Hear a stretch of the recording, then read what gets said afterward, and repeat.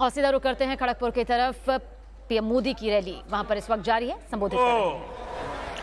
असोल परिवर्तन का विश्वास दिलाने आया हूं। असोल परिवर्तन। आपने कांग्रेस के कारनामे देखे हैं, वाम दल की बर्बादी को अनुभव किया है और टीएमसी ने आपके सपनों को कैसे चूर चूर किया, पिछले 70 साल में यही देखा है। मैं बंगाल वासियों के कहता हूं, आपने 70 साल तक अनेकों को अवसर दिया है, हमें 5 साल का मौका दीजिए, हम 70 साल की बर्बादी को मिटा करके रहेंगे। बंगाल के मेरे भाइयों बहनों, एक बार आशीर्वाद दीजिए, एक बार आशीर्वाद दीजिए, हम अपनी जान आपकी भलाई के लिए खपा देंगे। सेवा का अवसर देखिए, हम कैसे असोल परिवर्तन लाकर दिखाते हैं। आपके जीवन की एक एक दिक्कतों को दूर करने के लिए हम सभी दिन रात मेहनत करेंगे। यहां जंगल महाल के इस पूरे क्षेत्र में कृषि की व्यवस्थाओं को सुधारा जाएगा। इस इलाके में सिंचाई सुविधाएं बढ़ाई जाएगी, कोल्ड स्टोरेज का नेटवर्क बढ़ाया जाएगा और इसका यहां के आलू पैदा करने वाले किसानों को भी लाभ होगा। हम छोटे उद्योगों को आगे बढ़ाएंगे, उनके लिए भी सभी प्रक्रियाओं को आसान बनाएंगे। हम इस क्षेत्र में स्वास्थ्य सेवाओं को सुधारेंगे, गांव-गांव में सड़कों का विस्तार करेंगे।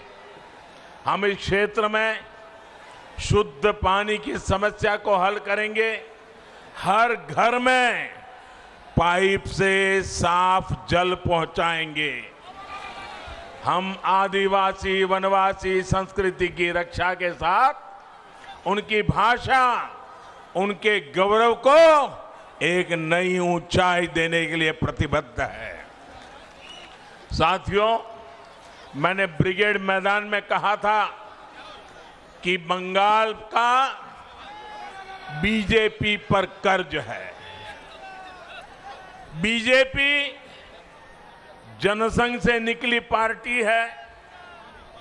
जनसंघ के जन्मदाता नाम की, जनसंघ जन्मदाता जन्मदाता नाम की, जनसंघ जन्मदाता नाम होच्छे श्यामा प्रसाद मुखर्जी। जनसंघ के जनक इसी बंगाल के सपूत थे। इसलिए अगर यहां सही अर्थ में कोई बंगाल की पार्टी है तो वो सिर्फ और सिर्फ बीजेपी है। बीजेपी के डीएनए में आशुतोष मुखर्जी और डॉक्टर श्यामा प्रसाद मुखर्जी का आचार, विचार, व्यवहार और संस्कार है। इन्हीं संस्कारों को लेकर हम बंगाल के हर क्षेत्र को विकास की नई ऊंचाई पर पहुंचाना चाहते हैं। हम सिर्फ बंगाल में कमल ही नहीं खिलाना चाहते, बल्कि बंगाल के लोगों का भविष्य उज्जवल बनाना चाहते हैं।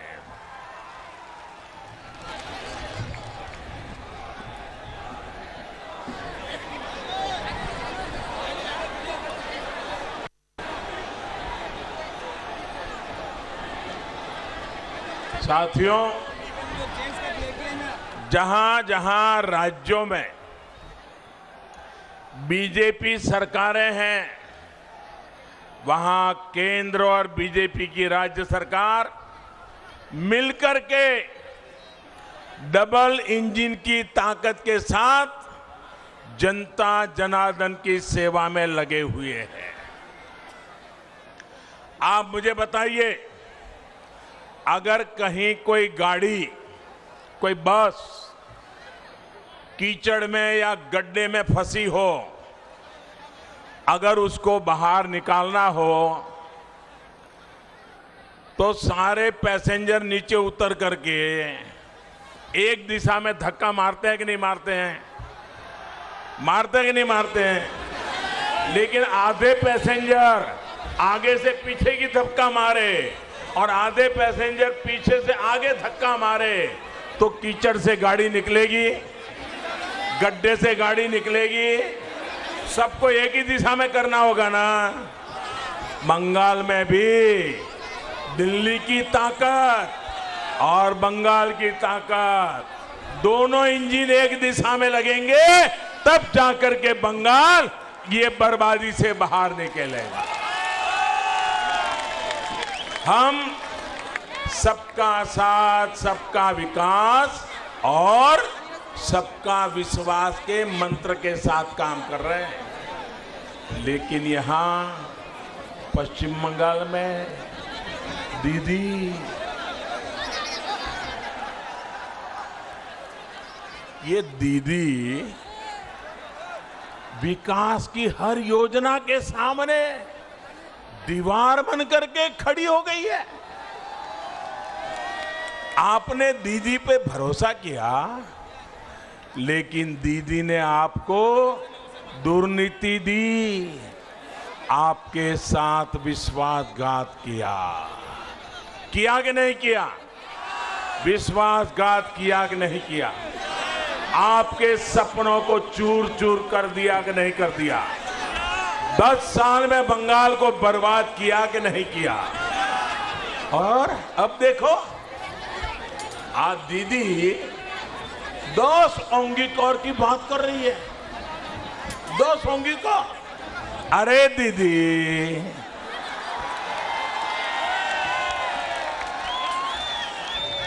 बंगाल के लोगों ने आपको 10 साल सेवा का अवसर दिया था, लेकिन आपने उन्हें लूट मार से भरे 10 साल दिए। आपने उन्हें 10 साल का भ्रष्टाचार दिया।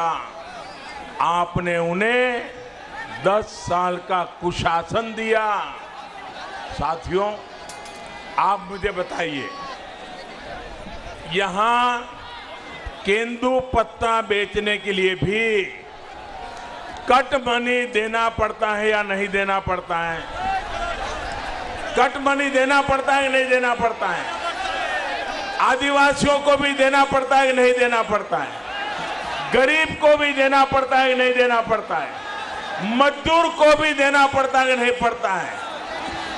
बंगाल में ये कट मनी का सिस्टम बंद होना चाहिए कि नहीं होना चाहिए?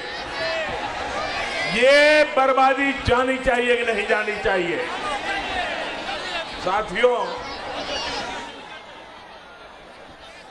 आप में से कुछ लोगों को शायद पता होगा, कल रात को 50-55 मिनट के लिए व्हाट्सएप डाउन हो गया, फेसबुक डाउन हो गया, इंस्टाग्राम डाउन हो गया। लोग अधीर हो गए, चिंता में पड़ गए, सबके मन में सवाल खड़े हो गए। 50-55 मिनट के लिए हुआ था, लेकिन सबको हो रहा था क्या हो गया। लेकिन भाइयों बहनों, दुनिया में तो 50-55 मिनट ये सोशल मीडिया की कुछ चीजें डाउन हो गई, यहां बंगाल में तो 50-55 साल से विकास ही डाउन हो गया है, विश्वास ही डाउन हो गया है, सपने ही डाउन हो गए हैं, संकल्प भी डाउन हो गए हैं। मैं आपकी अधीरता समझ सकता हूं। भाइयों और बहनों, पहले कांग्रेस, फिर लेफ्ट और अब टीएमसी ने बंगाल के विकास को अवरुद्ध करके रखा है। दीदी का भी ट्रैक रिकॉर्ड दलित, आदिवासी, पिछड़ों का हक छीनना, दलितों का हक छीन लेना, आदिवासियों का हक छीन लेना, पिछड़ों का हक छीन लेना, गरीबों का हक छीन लेना और वोट बैंक की राजनीति के लिए तुष्टीकरण करते रहना, यही इनका खेल चला है। दीदी ने बंगाल के युवाओं के, यहां की युवा पीढ़ी के बहुत कीमती 10 साल छीन लिए हैं। दीदीर पार्टी होच्छे निर्ममतार पाठशाला। दीदीर पाठशालाते सिलेबस होच्छे तोलाबाजी।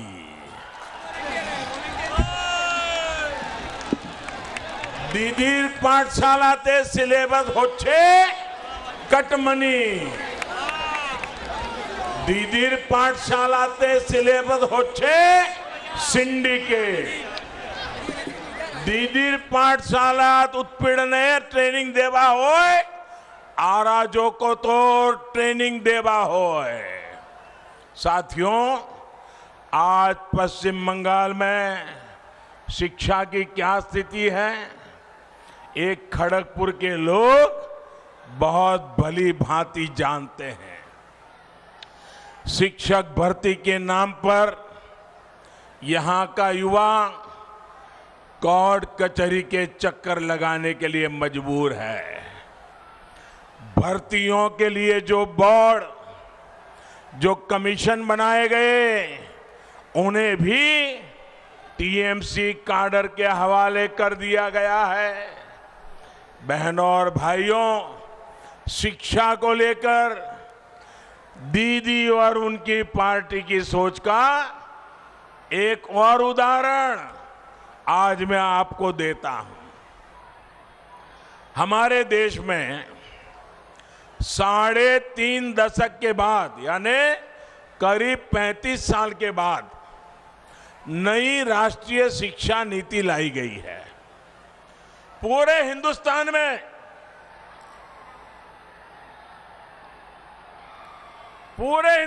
में ये नई शिक्षा, राष्ट्रीय शिक्षा नीति की तारीफ हो रही है और इसका मकसद है 21वीं सदी की जरूरतों के अनुसार शिक्षा में बदलाव हो। राष्ट्रीय शिक्षा नीति में शिक्षकों की ट्रेनिंग से लेकर स्किल अपग्रेडेशन तक अनेक प्रावधान किए गए हैं और इसकी एक प्रमुख बात है स्थानीय भाषाओं में पढ़ाई पर बल।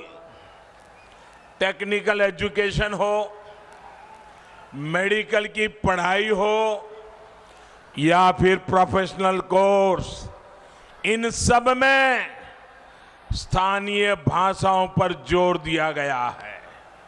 हम चाहते हैं कि गांव और गरीब का बच्चा और भी आसानी से डॉक्टर, इंजीनियर, मैनेजर, किसी कंपनी का सीईओ बन सके। आप मुझे बताइए भैया, गरीब का बच्चा भी डॉक्टर बनना चाहिए कि नहीं बनना चाहिए? गरीब का बच्चा भी इंजीनियर होना चाहिए कि नहीं होना चाहिए?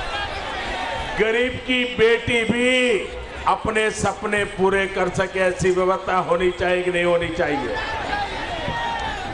लेकिन भाषा के कारण उसके सपने चूर चूर हो जाते हैं। हमने कहा है गरीब का बच्चा भी डॉक्टर बन सके, उसलिए उसकी भाषा में हम पढ़ाएंगे और उसको डॉक्टर बनाएंगे।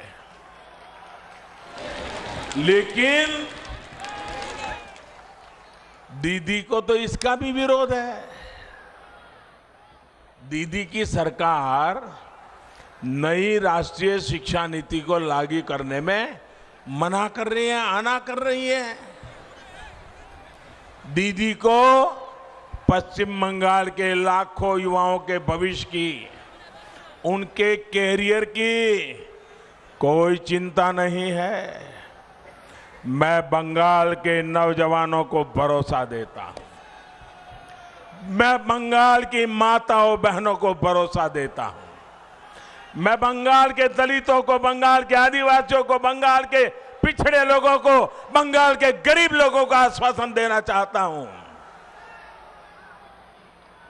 अब दीदी को बंगाल के युवाओं के भविष्य के साथ नहीं खेलने दिया जाएगा। वो कहती रहे खेला होगा,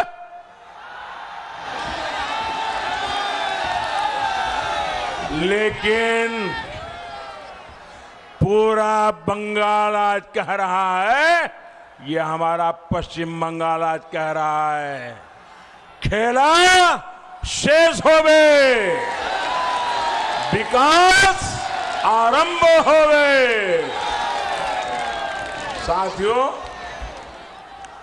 आज दीदी से पश्चिम बंगाल के लोग 10 साल का हिसाब मांग रहे हैं, लेकिन जवाब देने के बजाय दीदी उन पर अत्याचार कर रही है। आज हर बंगालवासी कह रहा है दीदी के तो बोलछी किंतु उन्हीं सुने छन्ना।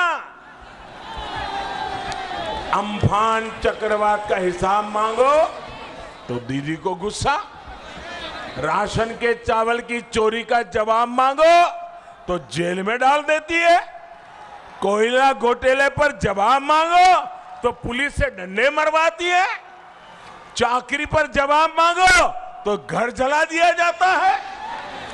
साथियों, आज बंगाल का गरीब पूछ रहा है कि उसको आयुष्मान भारत के तहत मुफ्त इलाज की सुविधा का लाभ क्यों नहीं मिलता। आज बंगाल का किसान पूछ रहा है उसको किसान सम्मान निधि के हजारों रुपए क्यों नहीं मिले। शहरों में रेहड़ी ठेला चलाने वाले गरीब पूछ रहा है कि उनको पीएम स्वनिधि के तहत आर्थिक मदद सही से क्यों नहीं मिली। आज बंगाल की बहनें पूछ रही हैं कि हर घर जल पहुंचाने के लिए टीएमसी सरकार को जो पैसा दिया था, दिल्ली से पैसा भेजा था, वो पैसा तिजोरी में रख करके क्यों बैठ गई। आज बंगाल का गरीब पूछ रहा है क्यों ममता सरकार ने लाखों गरीबों को पक्के घर से वंचित रखा। केंद्र सरकार की तरफ से बीते वर्षों में बंगाल के लिए 33 लाख पक्के घर स्वीकृत किए गए हैं। इनमें से लाखों घर अब भी पूरे नहीं हो पाए। दीदी को लगता है कि इन सब योजनाओं का फायदा अगर लोगों को होगा तो लोग मोदी को आशीर्वाद देंगे। अरे दीदी, आपको मोदी को क्रेडिट नहीं देना था तो मत दीजिए, लेकिन अपने गरीब के पेट पर लात क्यों मारी। आपने रेहड़ी पटरी वालों के पेट पर लात क्यों मारी। बहनों और भाइयों, गरीब का जीवन तब सुधरता है जब जीवन और कारोबार दोनों सरल होता है, रोजगार के अवसर बनते हैं। खड़गपुर सहित पश्चिम बंगाल के अनेक शहरों में आत्मनिर्भर भारत के महत्वपूर्ण सेंटर बनने की भरपूर संभावनाएं। इन संभावनाओं पर भी टीएमसी सरकार ने लगातार चोट पहुंचाई है, प्रहार किया है। एक तरफ देश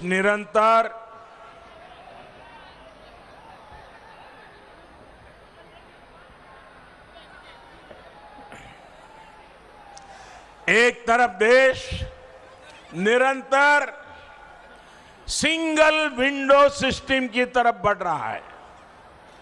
सरकार के अंदर सिंगल विंडो सिस्टम इसलिए ताकि कारोबारी को, उद्यमी को यहां वहां भटकना न पड़े।